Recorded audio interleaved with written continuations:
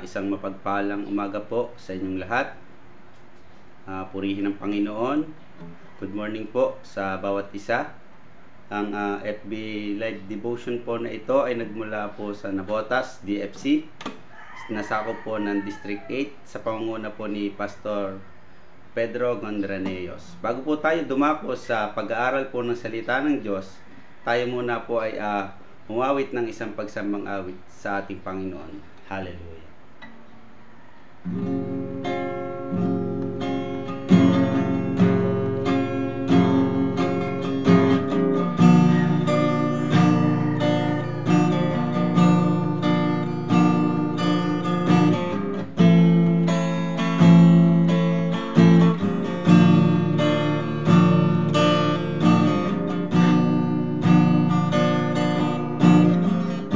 Tayo po umawit sa Panginoon. Anumang panahon, ako'y magpupuri. Sa lahat ng sitwasyon, ako'y sasamba. Pagkat ang Diyos ang kapayapaan sa buhay kong ito. Sa lahat ng sitwasyon, magpupuri ako. Ang Diyos ang kalakasan ko, dahil sa Kanya ako'y nakakapagpatuloy. Binibigyan ng pagnanasang masunod ang Kanyang kalooban.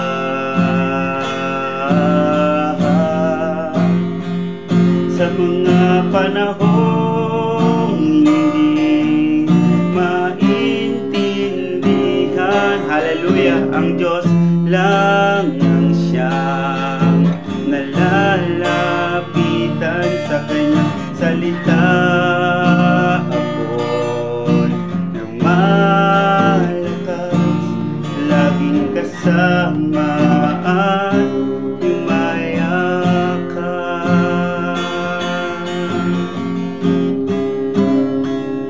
sa mga bigati kalungkutan. Siya ang lalapitan sa pagsubok o problema. Mananatiling nagtitiwala, pagkat ang Diyos ang lumikha sa buhay kong ito. Dahil sa Kanya, hallelujah, panatag ako. Ang Diyos ang kalakasan ko, ang Diyos ang kalakasan ko. Dahil sa Kanya ako'y nakakapagpatuloy. Binibigyan ng pagnanasang sunod ang Kanyang kalooban. Praise you, Jesus, hallelujah. Sa mga panahong hindi maintindihan, ang Diyos lang siya nalalapitan. Sa Kanyang salita ako'y lumalakas, laging kasamaan, yung mayakap. For the last time, awitan natin ang Panginoon, hallelujah. Ang Diyos ang kalakasan ko, dahil sa Kanya ako'y nakakapagpatuloy. Binibigyan ng pagnanasang masunod ang Kanyang kalooban.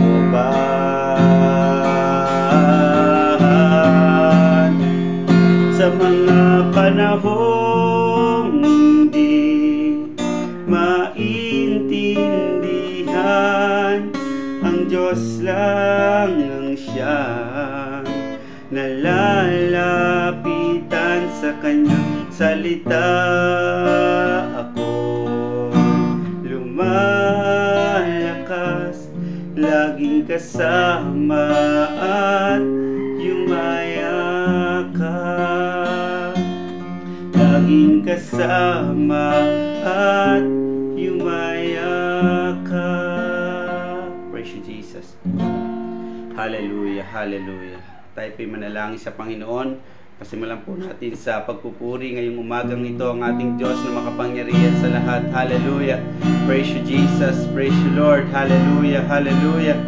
Hallelujah. Napakabuti ninyo, Panginoon. Salamat po, Panginoon, sa umagang ito.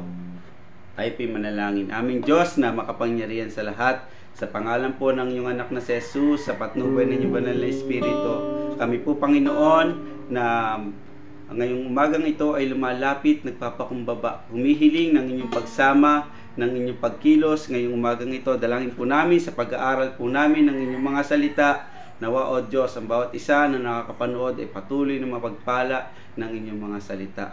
Sa inyo po namin pinagkakatiwala, banal na Espiritu, ang inyong pagsama, ang inyong pagkilos, ang inyong pag-aliw, ang patuloy namin inaasahan. Sa inyo po lahat ng papuri, pagsamba at parangal. Ito nga po ang aming dalangin sa tanging pangalan po ni Kristo Jesus. Amen at amen. Good morning po muli sa bawat isa.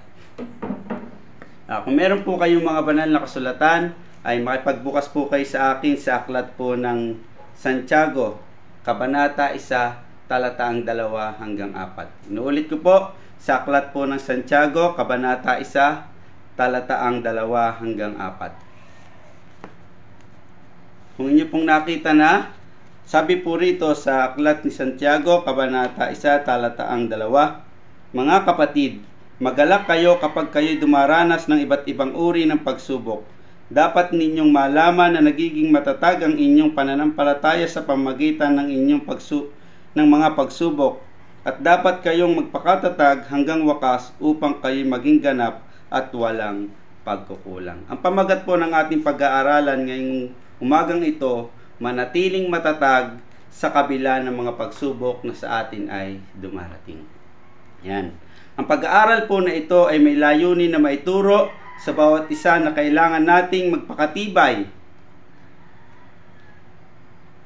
sa pananampalataya sa mga pagsubok upang makamtan natin ang gantimpalang inihanda ng Panginoon sa lahat ng naniniwala sa Kanya. Yan. Kaya inahamon ko po ang bawat isa na nanonood na ating pong unawain at intindihin ang salita ng Diyos upang malaman natin ang mga paraan upang mapagtagumpayan ang mga pagsubok na sa atin ay dumarating. Ang aklat po ng Santiago ay isinulat po ni Apostol Santiago na kapatid ng Panginoong Hesus sa ina. Panahon po ng pagkasulat, maaaring ang aklat ni Santiago ang pinakamatanda sa lahat ng aklat sa Bagong Tipan. Ito ay isinulat bago ang AD 45 at ang unang konseho sa Jerusalem noong AD 50. Para po kanino ang sulat na ito? Ito po ay para sa 12 angkan na nangalat sa iba't ibang bansa. Meron po tayong unang puntos. Ang unang puntos po natin ay magalak sa mga pagsubok na sa atin ay dumarating. Basahin po natin ang verse 2 ng Santiago, chapter 1. Mga kapatid, magalak kayo kapag kayo'y dumaranas ng iba't ibang uri ng pagsubok. Ayan. Bakit sinabi ni Apostol Pablo na magalak kayo kapag kayo ay dumaranas ng iba't ibang uri ng pagsubok? Ayan. Ano po ba ang kalalagayan ng sinulatan ni Apostol Santiago sa aklat na ito? Ano yung kalalagayan ng 12 angkan nang sinulatan sila ng Apostol Santiago? Sabi niya, magalak kayo kapag kayo ay dumaranas ng iba't ibang uri ng pagsubok. Sabi po rito, makikita natin ang 12 angkan kaya sila ay nangalat dahil po sa matinding pag-uusig ni Emperor Nero. Si Emperor Nero po ay isang malupit na isang pinuno ng Romano. Si Emperor Nero yung nagpahuli sa mga Kristiyano dahil binibintang niya yung kanyang ginawa o bagasano, yung sisi na kanyang ginawa ay sinabi niya, itinuro niya sa mga Kristiyano. Kaya ganito po yung kalalagayan na ang Emperor Nero ay nagpunta sa tuktok ng palasyo. Siya ay tumugtog at sumasayaw habang nasusunog ang buong Roma. At yun po ay isinisi ni Emperor Nero, kahit na siya ay may kagagawan, isinisi niya sa mga mananampalataya noong mga panahong iyon. Kaya anong ginawa sa mga mananampalataya? Pinahuli ni Emperor Nero sa kanyang mga kawal. At ano pong ginawa sa mga mananampalataya noon? Sila po ay pinapahirapan, yung iba pinapako sa krus, yung iba ay pinuputulan ng ulo, nilulublob sa kumukulong mantika. Makikita natin ganoong katindi yung sinapit ng mga mananampalataya noong panahong iyon. Yung 12 angkan, kaya sila nangalat dahil sa matinding pag-uusig ni Emperor Nero. Kaya po sabi ni Apostol Pablo sa kanyang sulat na ito, magalak kayo, mga kapatid, magalak kayo kapag kayo ay dumaranas ng iba't ibang uri ng pagsubok. Sabi po rito, sabi nga po sa Pilipos 4 verse 4, magalak kayong lagi sa Panginoon, inuulit ko, magalak kayong lagi. Mga kapatid, kumusta po tayo sa mga panahon na tayo ay dumaranas ng mga matitinding pagsubok? Hindi man po natin naranasan yung naranasan ng 12 angkan, kaya sila ay nangalat dahil sa matinding pag-uusig ni Emperor Nero. Mapapansin natin na ang tinuturo pa rin ni Apostol Santiago sa kanila ay magalak kayo kapag kayo ay dumaranas ng iba't ibang uri ng mga pagsubok. Sabi po rito, may iba't ibang pagsubok na dumarating sa lahat ng tao. Totoo po yun, mga kapatid. Simula po nung panahon hanggang sa panahon po natin ngayon, walang pinipili ang pagsubok. Walang pinipili kung sino yung mga susubukin, Kristiyano ka man o hindi Kristiyano. Lahat po ng mga tao ay dumaranas ng iba't ibang uri ng pagsubok. Iba lang po yung kaibahan ng may pananampalataya sa Panginoong Hesus. Kapag ka po tayo ay sinusubok, kapag ka po may dumarating sa ating mga pagsubok, tayo po mga mananampalataya, meron tayong, ang kaibahan natin sa mga hindi mananampalataya, meron po tayong Diyos na malalapitan. Amen po ba? Kasi makikita natin, sabi rito,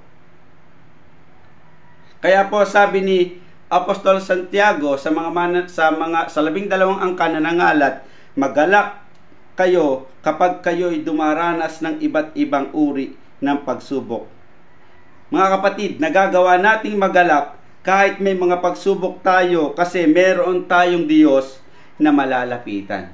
Meron tayong madadalanginan, meron tayong mahihingan ng tulong kapag tayo ay dumaranas ng mga pagsubok. Kayo mga kapatid, kanino po kayo lumalapit kapag kayo ay dumaranas ng mga pagsubok sa buhay? Sabi po rito, wag po tayong malulungkot kapag may mga pagsubok tayo na pinagdaraanan. Magalak tayo at magpakatibay. Magalak tayo mga kapatid kapag tayo ay dumaranas ng iba't ibang uri ng pagsubok. Bagamat nangalat yung mga 12 angkan, pero hindi po sila tumigil sa pangangaral ng salita ng Diyos. Nangalat man sila dahil sa matinding pag-uusig ni Emperor Nero, kasi kung mapapasin natin, doon nga merong ginawa si Emperor Nero na isang oval, na isang bilog na malaki, para siyang harina. Pero sa gitna noon, hindi yun magagandang palabas. Kundi yun po ay ginawa sa mga Kristiyano na upang gawing katatawanan. Alam niyo po bang ginawa sa mga Kristiyano nung panahong iyon? Kaya sa matinding pag-uusig sa kanila sila'y nangalat. Yung mga Kristiyano, kapag sila ay nuli, dinadala sila sa isang oval sa gitna na yon, at napakaraming mga tao sa buong paligid na nakapanood sa kanila. At habang ang mga Kristiyano o mga mananampalataya na nagtitiwala sa Panginoon ay nasa lugar na iyon, ano pong ginawa ni Emperor Nero? Sila po ay ipinakain sa leon, matanda, bata, o lalaki man o babae. walang makaliligtas. Kaya yung mga mananampalataya noon ay nangalat sa iba't ibang bansa dahil sa matinding pag-uusig ni Emperor Nero. Kaya hinahamon ni Apostol Santiago ang mga mananampalataya sa ang 12 angkan na nangalat sa iba't ibang bansa upang patatagin, palakasin, magalak sa kabila ng iba't ibang uri ng kanilang pagsubok na dumarating sa buhay. Mga kapatid, maaring may mga pagsubok na magaan sa akin, sa inyo naman ay mabigat. Maaring mabigat sa akin ng mga pagsubok, para sa inyo ay magaan. Sabi po rito, mga kapatid, tayo po ay mga mananampalataya ay magtulungan sa pananalangin. Kung nakikita po natin ang ating mga kapatid na dumaranas ng mga pagsubok sa buhay, ang ating mga pastor, ang ating mga pastora ay mayroong mga pinagdaraanan, ipag-pray po natin sila sa Panginoon. Kalimitan ang pinupuntirya ng kaaway ay yung mga leaders, yung mga guro, para matigil yung pagpapalaganap ng salita ng Diyos. Kaya hinahamon ng bawat isa sa atin ngayong umagang ito na kapag tayo ay may nalalaman na dumaranas ng mga pagsubok, bagamat meron tayong kanya-kanyang mga pagsubok sa buhay, matuto po tayo na magpanalanginan sa isa't isa upang maranasan natin yung kagalakan na nagmumula sa Panginoon. Amen po ba? Yan. Kung alam po natin, tandaan po natin na hindi tayo bibigyan ng pagsubok na hindi po natin makakaya. Kaya palagi po tayong magalak sa Panginoon, palagi tayong magtiwala sa magagawa po ng Panginoon. Yan. Sabi po sa aklat ng unang Korinto, Kabanata 10, talataang 13, ang sabi po rito, wala pang pagsubok na dumating sa inyo na hindi naranasan ng lahat ng tao. Tapat ang Diyos at hindi niya ipahihintulot na kayo'y subukin ng higit sa inyong makakaya. Sa halip, pagdating ng pagsubok, bibigyan niya kayo ng lakas upang mapagtagumpayan iyon. Ibig po palang sabihin, wala pang pagsubok na dumating sa atin na hindi naranasan ng lahat ng tao. Kung ikaw po ngayong kapatid ay dumaranas ng kahirapan, kung ikaw man ngayong kapatid ay dumaranas ng kalungkutan, depression, dumaranas ka man ng karamdaman, tandaan natin na tapat ang Panginoon. Nakikita ng Diyos yung kalalagayan natin. At hindi niya hahayaan na tayo ay bumagsak. Ang Diyos natin, bagamat pinahihintulot niya na tayo ay subukin, ang Panginoon pa rin ang nag-aalalay sa atin. Kaya po sabi rito, magalak kayo kapag kayo ay dumaranas ng iba't ibang uri ng pagsubok. Sabi rito, at ito po ang isang panghawakan natin mga kapatid, na kapag po tayo ay dumaranas ng mga pagsubok, na matitinding pagsubok na hindi po natin makayanan, tandaan natin na ng Diyos ay nariyan upang tayo ay tulungan. Hindi niya po tayo iiwan, hindi niya po tayo pababayaan. Sa panahon ng kagipitan, siya yung tutulong, siya yung aaliw, siya yung magpapalakas, siya yung magbabangon sa atin. Kasi ang Diyos natin ay hindi niya pinababayaan yung kanyang mga mananampalataya. Yung mga nagtitiwala sa Panginoon, pinalalakas ng Panginoon. Makikita po natin, sino po ba yung sinubok sino po ba yung isa sa mga dumanas ng mga pagsubok? Sa aklat po titingnan po natin sa kasaysayan po ni Job. Si Job po ay dumanas ng matitinding pagsubok sa buhay.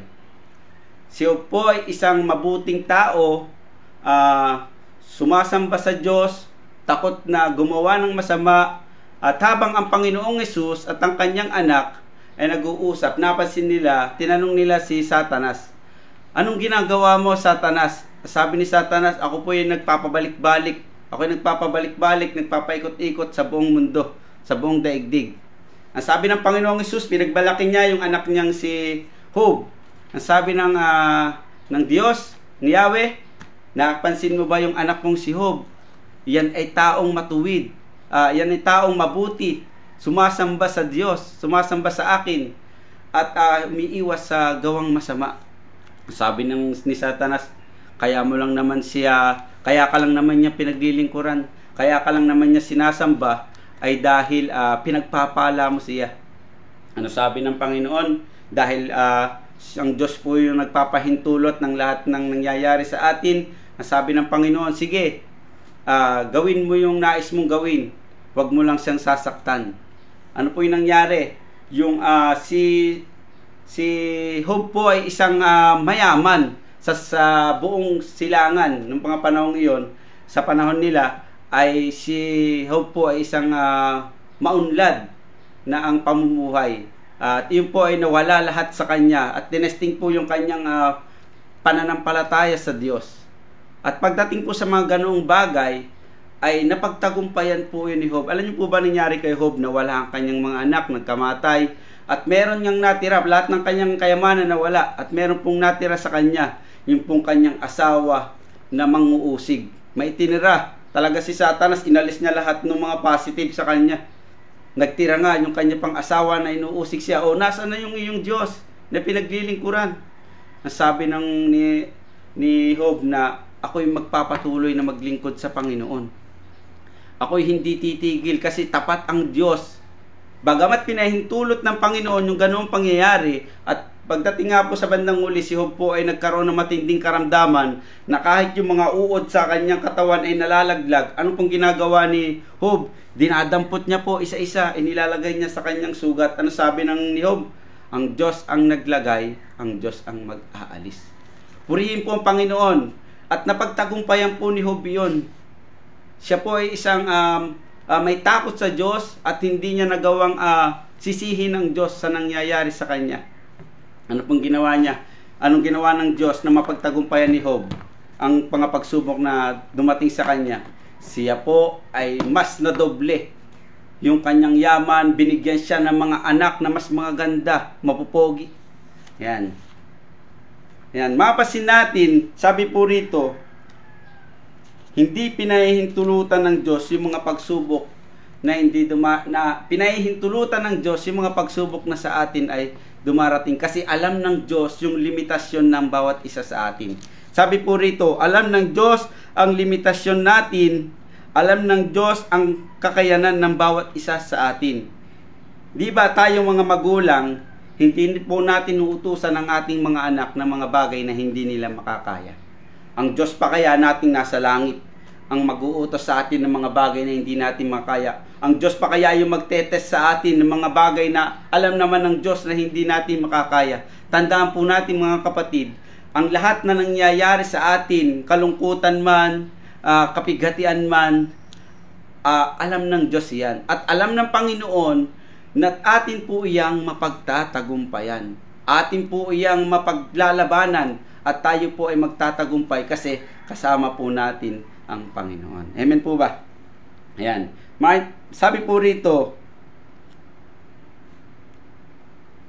kapag tayo ay may mga pagsubok, bibigyan niya tayo ng lakas upang mapagtagumpayan iyon.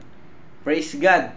Ang Diyos yung magbibigay sa atin ng lakas. Ano pong sabi sa aklat ng Pilipos, Kabanata 4, Talataang 13? Ang lahat ng ito'y magagawa ko dahil sa lakas na kaloob sa akin ni Kristo. Ang lahat ng bagay ay magagawaan po natin mga kapatid dahil sa lakas na kaloob sa atin ni Kristo.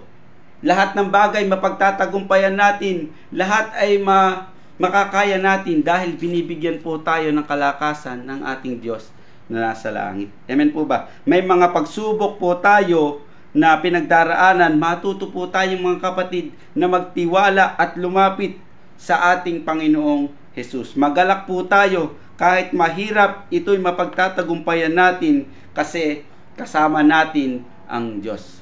Kasama po ba natin ang Diyos? Kung kayo po ay naniniwala na kasama po natin ang Diyos, matuto po tayong magalak sa kabila ng mga pagsubok na sa atin ay dumarating.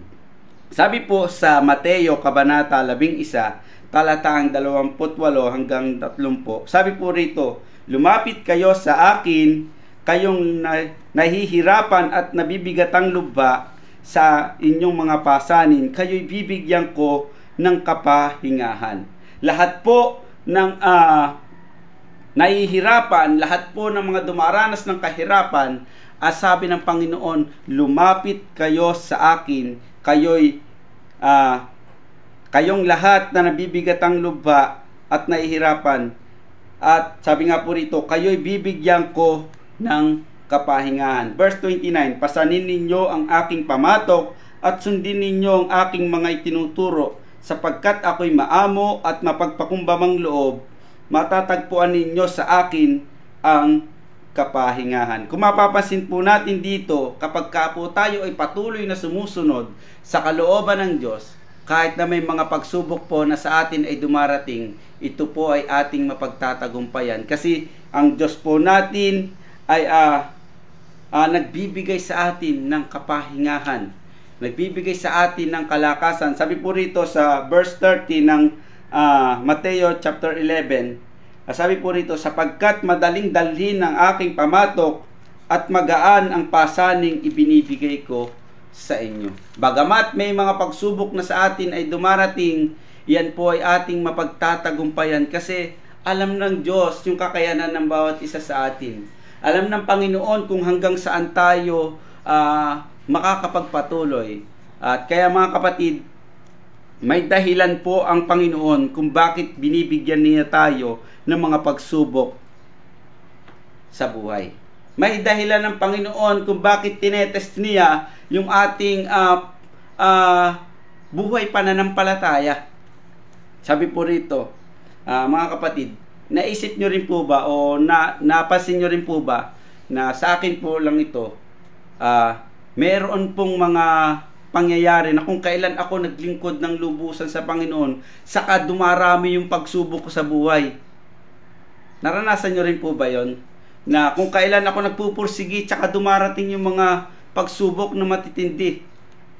Meron palang dahilan ang Diyos kung bakit ipinahihintulot niya yung mga ganong bagay. Sabi po rito sa Santiago, Kabanata 1, Talataang 3, dapat ninyong malaman na napapatatag ang ating pananampalataya sa pamagitan ng mga pagsubok. Dapat ninyong malaman na napapatatag ang ating pananampalataya sa pamagitan ng mga pagsubok. Kailangan po nating dumaan sa mga pagsubok upang tumatag ang ating pananampalataya sa Panginoon. Sabi nga po, katulad ng isang ginto, pinadaraan po yan sa apoy para mas lalong makita yung kakinangan. Paano natin masasabi na isa tayong mananagumpay kung wala naman po tayong pagsubok na pinagdaraanan? Sabi nga po, kapag wala ka ng pagsubok na pinagdaraanan, mag-isip ka na.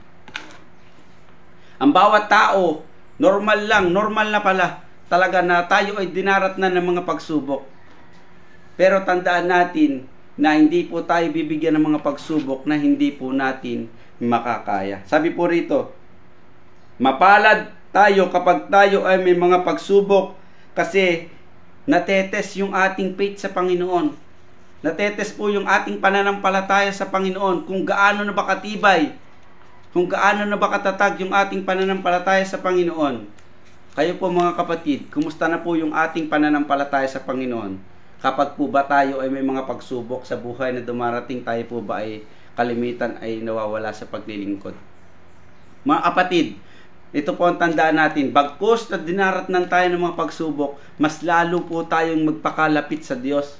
Kasi siya lang po yung makatutulong sa atin. Hindi po natin pwedeng ilapit sa ating kapitan, hindi po natin pwedeng ilapit kung kanino man yung ating mga problema. Ang number one po nating lapitan ay ating Diyos, yung ating Ama na nasa langit, na may kakayanan na magbigay sa atin ng kagaanan, na kaya magbigay sa atin, na kaya magpatatag, kaya magpatibay sa ating buhay pananampalataya sa Kanya. Kaya tinetest ng Panginoon yung ating pananampalataya kasi nais ng Panginoon na tayo ay tumibay. Kasi ang paglilingkod sa mundong ito ay hindi gaanong masaya, hindi gaanong panatag. Talagang may mga balakid, may mga pagsubok na dumarating. Kasi ang kaaway, sabi nga po kanina yung kay Job, pabalik-balik siya sa buong daigdig. Lahat ng mga taong naglilingkod sa kanya, sa Panginoong Hesus po pala, sa Panginoong Diyos, lahat na naglilingkod sa Panginoon ay kanyang inaagaw sa Diyos. Lahat ay binibigyan niya, lumalapit siya sa Panginoon, humihingi siya ng pahintulot na yung mga ganitong tao ay kanyang susubukin. Kaya may mga dumarating sa ating pagsubok, mga kapatid, kasi alam ng Diyos na ito po ay ating mapagtatagumpayan. Ito po ay ating malalagpasan dahil kasama po natin ang Diyos. Kaya ating mga kapatid, mapapasin po natin, lalo po tayong lumapit kapag tayo ay dumaranas ng pagsubok. Kasi may mga pagsubok na dumarating sa atin, minsan nahihirapan tayong mapagtagumpayan kasi naiisip natin na mag-isa lang tayo. Pero ang totoo, kasama natin ang Panginoon. Hindi niya tayo iiwan, hindi niya tayo papabayaan. Sabi nga po sa isang verse sa Lucas, hindi po nagkakamali, ang magtiis hanggang sa wakas ay siyang maliligtas. Salamat sa Panginoon kasi natuto tayong magtiis sa kabila ng mga pagsubok na sa atin po ay dumarating. Verse 4, sabi po rito ng Santiago chapter 1, at dapat kayong magpakatatag hanggang wakas upang kayo'y maging ganap at walang pagkukulang. Mga kapatid, magpakatatag po tayo hanggang wakas, hanggang huli ng ating buhay, hanggang sa pagbabalik ng ating Panginoon. Magpakatatag po tayo upang maging ganap at kalugod-lugod tayo sa harapan ng Diyos. Maging ganap sa harapan ng Diyos. Magiging ganap po pala tayo, magiging kaaya-aya at kalugod-lugod po pala tayo sa Panginoon, mga kapatid, kung tayo ay magkakaroon ng katatagan sa buhay paglilingkod sa Kanya. Bagamat marami mga pagsubok na dumarating sa atin sa panahon ngayon, tandaan natin, hindi laging pagsubok ang darating sa atin.